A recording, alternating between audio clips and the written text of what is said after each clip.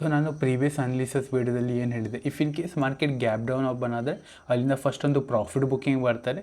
ಅದರ ನಂತರ if in case ಏನಾದರೂ ಯೂ ಟರ್ನ್ ಬಂದರೆ ನಾವಿಲ್ಲೊಂದು ಟ್ರೇಡ್ ಮಾಡೋಣ ಅಂತ ಹೇಳಿದ್ದೆ. ಯಾಕೆ, ಯಾರೆಲ್ಲ ಸೆಲರ್ಸ್ ಇದ್ದಾರೆ ಅವರೆಲ್ಲ ತಮ್ಮ ಪುಟ್ನ ಏನು ಹೆಜ್ ಮಾಡಿ ಇಡ್ತಾರೆ ಅದನ್ನ ಸ್ಕ್ವೇರ್ ಅಪ್ ಮಾಡ್ತಾರೆ, ಆ್ಯಂಡ್ ಯಾರೆಲ್ಲ ಬಯರ್ಸ್ ಇದ್ದಾರೆ ಅವ್ರು ತಮ್ಮ ಸ್ಟಾಪ್ ಲಾಸ್ನ ತೆಗೆದುಬಿಡ್ತಾರೆ.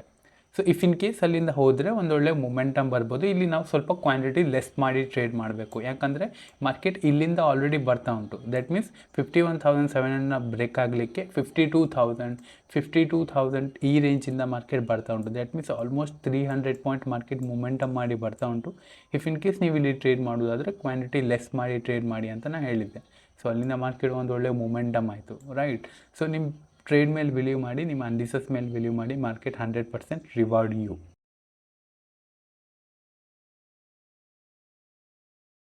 ಸೋಮವಾರ ಓಪನಿಂಗ್ ಇಸ್ ತುಂಬಾ important. If in case market flat open ಆಯಿತು, ದಟ್ ಮೀನ್ಸ್ ಮಾರ್ಕೆಟ್ ಈ ರೇಂಜಲ್ಲಿ ಓಪನ್ ಆಯಿತು, ಅದರ ನಂತರ ಇಫ್ ಇನ್ ಕೇಸ್ ಏನಾದ್ರು ಡೇ ಲೋನ ಬ್ರೇಕ್ ಡೌನ್ ಆದರೆ ಇಲ್ಲಿಂದ ಡೌನ್ ಸೈಡು ಫಾಸ್ಟ್ ಮೊಮೆಂಟಮ್ ಮಾಡ್ಬೋದು. ದಟ್ ಮೀನ್ಸ್ ಮಾರ್ಕೆಟು 50,900 ಈ ರೇಂಜಿನ ತನಕ ಮೊಮೆಂಟಮ್ ಆಗೋ ಚಾನ್ಸಸ್ ಉಂಟು. ಯಾಕಂದರೆ ಇದು ಮಲ್ಟಿಪಲ್ ಟೈಮ್ ಟಚ್ ಆಗಿದೆ. ದಟ್ ಮೀನ್ಸ್ ಇಲ್ಲಿ ಟಚ್ ಆಗಿದೆ, ಇಲ್ಲಿ ಟಚ್ ಆಗಿದೆ, ಇಲ್ಲಿ ಟಚ್ ಆಗಿದೆ. ಸೊ ಇಫ್ ಇನ್ ಕೇಸ್ ಇಲ್ಲಿಂದ ಹೋದರೆ ಡೌನ್ ಸೈಡಲ್ಲಿ ಫಾಸ್ಟ್ ಮೊಮೆಂಟಮ್ ಆಗ್ಬೋದು. ಬಟ್ ನಾವಿಲ್ಲಿ ಟ್ರೇಡ್ ಮಾಡುವಾಗ ಇನಿಷಿಯಲಿ ಜಾಸ್ತಿ ಕ್ವಾಂಟಿಟಿ ಟ್ರೇಡ್ ಮಾಡಬಾರ್ದು. That means if in case ನಾವಿಲ್ಲಿ ಪ್ಲ್ಯಾನ್ ಮಾಡೋದು 10 ಲಾಟಲ್ಲಿ ಪ್ಲ್ಯಾನ್ ಮಾಡ್ತೀವಿ ಅಂದರೆ ಇಲ್ಲಿ ಒಂದು if in case break down ಆದಾಗ 5 ಕ್ವಾಂಟಿಟಿ ಆ್ಯಡ್ ಮಾಡಬೇಕು, ಆ್ಯಂಡ್ ಯಾವಾಗಿದು ಒಂದು ಪುಲ್ ಬ್ಯಾಕ್ ಕೊಡ್ತಾರೆ ಆವಾಗ ನಾವು ನೆಕ್ಸ್ಟ್ 5 ಕ್ವಾಂಟಿಟಿ ಆ್ಯಡ್ ಮಾಡಬೇಕು. ಅಲ್ಲಿಂದ if in case market down side ಬಂದರೆ well and good, right. Because ಯಾಕಂದರೆ ಈ ಥರ ಇಷ್ಟು ಅಂದರೆ ಹೀಗೆ ಮಾರ್ಕೆಟು ತುಂಬ ಟೈಮ್ ಟ್ರ್ಯಾಪ್ ಮಾಡ್ತಾರೆ. ದ್ಯಾಟ್ ಮೀನ್ಸ್ ಮಾರ್ಕೆಟ್ ಇಲ್ಲಿಂದ ಡೌನ್ ಸೈಡ್ ಬರ್ತದೆ, ದೆನ್ ಇಲ್ಲಿಂದ ರಿವರ್ಸ್ ಆಗ್ತಾರೆ. ಸೊ ಈ ಥರ ಆಗೋ ಚಾನ್ಸಸ್ ತುಂಬಾ ಇರ್ತದೆ. ಇಫ್ ಇನ್ ಕೇಸ್ ನಾಳೆ ಮಾರ್ಕೆಟು ಗ್ಯಾಪ್ ಅಪ್ ಓಪನ್ ಆಯಿತು, ಈ ರೇಂಜಲ್ಲಿ ಓಪನ್ ಆಯಿತು ಅಂದರೆ ಫಸ್ಟು ಇಲ್ಲಿ ಸೆಲ್ಲರ್ಸ್ ಬರ್ತಾರೆ, ತಮ್ಮ ಯಾವ ಪೊಸಿಷನ್ ಉಂಟು ಅದರ ಅಗೇನ್ಸ್ಟಲ್ಲಿ ಒಂದು ಹೆಜ್ ಮಾಡ್ತಾರೆ. ದಟ್ ಮೀನ್ಸ್ ಯಾರೆಲ್ಲ ಸೆಲ್ ಮಾಡಿದ್ದಾರೆ ಅವರೆಲ್ಲ ಇಲ್ಲಿ ಪುಟ್ನ ಶಾರ್ಟ್ ಮಾಡ್ತಾರೆ. ಇಫ್ ಇನ್ ಕೇಸ್ ಯಾರೆಲ್ಲ ಇಲ್ಲಿ ಪುಟ್ನ ಶಾರ್ಟ್ ಮಾಡಿದ್ದಾರೆ ಅವರೆಲ್ಲ ಇಲ್ಲಿ ಕಾಲ್ನ ಶಾರ್ಟ್ ಮಾಡಿ ಇಲ್ಲಿ ಸ್ಟ್ರೈಂಗಲ್ ಮಾಡ್ತಾರೆ. ಯಾರು ಏನೂ ಕೂಡ ಮಾಡಿಲ್ಲ ಅಂದರೆ ಎರಡೂ ಕೂಡ ಸೈಡಲ್ಲಿ, ದಟ್ ಮೀನ್ಸ್ ಯಾರು ಕೂಡ ಇಲ್ಲಿ ಕಾಲ್ನ ಶಾರ್ಟ್ ಮಾಡಿ ಕ್ಯಾರಿ ಮಾಡಿಲ್ಲ ಆ್ಯಂಡ್ ಪುಟ್ನ ಶಾರ್ಟ್ ಕೂಡ ಕ್ಯಾರಿ ಮಾಡಿಲ್ಲ. ಸೊ ಅವರು ಎರಡು ಸೈಡ್ ಕೂಡ ಶಾರ್ಟ್ ಮಾಡಿ ಬಿಟ್ಬಿಡ್ತಾರೆ. ಸೊ ಯಾವಾಗ ಗ್ಯಾಪ್ ಅಪ್ ಓಪನ್ ಆದ್ರ ಮೇಲೆ ಯಾವಾಗ ಮಾರ್ಕೆಟು ಡೇ ಹೈನ ಹೋಗಿ ಬ್ರೇಕ್ಔಟ್ ಆಗ್ತಾರೆ ಅಥವಾ ಡೇ ಲೋನ ಬಂದು ಬ್ರೇಕ್ ಡೌನ್ ಆಗ್ತಾರೆ, ಆವಾಗಲೇ ಮಾರ್ಕೆಟಲ್ಲಿ ಒಂದು ಮೊಮೆಂಟಮ್ ಸಿಗೋ ಚಾನ್ಸಸ್ ಉಂಟು. If in case market gap up open ಆದ್ರ ಮೇಲೆ ನಾನು ಏನು ಕೂಡ ಇಂಟ್ರೆಸ್ಟ್ ಇಲ್ಲ. ಯಾವಾಗ ಇದು ಡೇ ಹೈನ ಬ್ರೇಕ್ಔಟ್ ಆಗ್ತಾರೆ ಅವಾಗ ನಾವು ಪ್ಲ್ಯಾನ್ ಮಾಡ್ಬೋದು, ಬಟ್ ಅಲ್ಲಿ ಕ್ವಾಂಟಿಟಿ ಲೆಸ್ ಮಾಡಿ ಪ್ಲ್ಯಾನ್ ಮಾಡಬೇಕಾಗುತ್ತೆ. And if in case market ಇಲ್ಲಿಂದ ಏನಾದರೂ ಡೇ ಲೋನ ಬ್ರೇಕ್ ಡೌನ್ ಆದರೆ ಇಲ್ಲಿ ಕೂಡ ನಾವು ಟ್ರೇಡ್ ಮಾಡಬೇಕು, ಬಟ್ ಕ್ವಾಂಟಿಟಿ ಲೆಸ್ ಮಾಡಿ ಟ್ರೇಡ್ ಮಾಡಬೇಕಾಗುತ್ತೆ.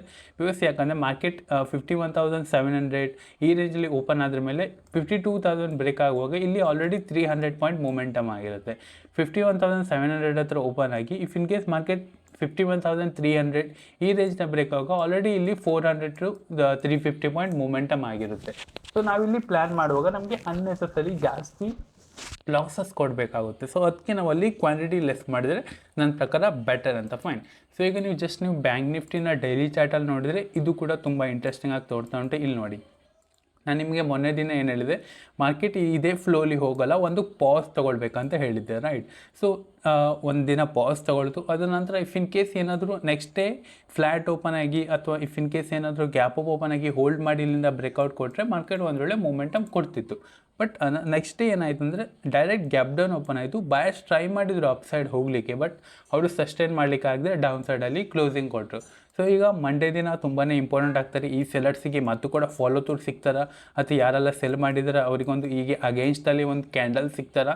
ಸೊ ಈ ಥರ ನಾವು ನೋಡಬೇಕಾಗುತ್ತೆ. ಇಫ್ ಇನ್ ಕೇಸ್ ಏನಾದರೂ ಹಾಗೇನಾದ್ರು ಸಿಕ್ಕಿದ್ರೆ ಅಲ್ಲಿಂದ ಬಯರ್ಸು ತುಂಬಾ ಟ್ರ್ಯಾಪ್ ಆಗ್ತಾರೆ, ಸೆಲರ್ಸು ತುಂಬಾ ಟ್ರ್ಯಾಪ್ ಆಗ್ತಾರೆ. ಇಲ್ಲಿ ನೋಡಿ, ಮಾರ್ಕೆಟ್ ಇಲ್ಲಿ ಒಂಥರ ಸೆಲ್ ಆಫ್ ಬಂತು, ಅದರ ನಂತರ ಅಗೇನ್ಸ್ಟಲ್ಲಿ ಒಂದು ಮೊಮೆಂಟಮ್ ಬಂತು. ಸೊ ಹೀಗೆ ಇಫ್ ಇನ್ ಕೇಸ್ ಮಾರ್ಕೆಟ್ ಇಲ್ಲಿ ಸೆಲ್ಲಿಂಗ್ ಬಂದಿದೆ ಅಂದರೆ ಇಲ್ಲಿ ಅಗೇನ್ಸ್ಟಲ್ಲಿ ಒಂದು ಕ್ಯಾಂಡಲ್ ಬಂದರೆ slow and study market upside ಹೋಗೋ ಚಾನ್ಸಸ್ ಇರ್ತದೆ.